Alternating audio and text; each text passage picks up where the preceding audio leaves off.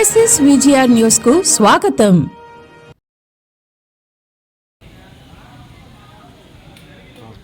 క్లారిటీగా చెప్తున్నాను, మీరే విన్నారు.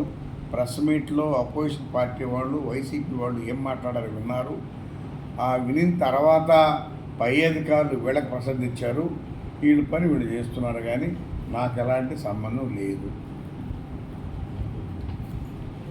బాయ్స్ స్కూల్లో తప్పుడు పత్రాలు ఇచ్చారు, దాని విషయంలో కూడా మనం అరెస్ట్ చేయించాం. కాబట్టి అలాంటి ఆక్రమణలు ఉంటే మాత్రం అధికారులు అందులో చూసుకుంటారు. ఆక్రమణలు జరగకూడదని చెప్తున్నాం. మనం కూడా మనమేం ప్రోత్సహించటం లేదు, మనకి ఎలాంటి సంబంధం లేదు. నా టైంలో ప్రశాంతంగా ప్రజలున్నారు, నన్ను నమ్మారు. ఆ నమ్మకాన్ని ఒమ్ము చేయకుండా పనిచేస్తానని చెప్పి తెలియజేస్తాను.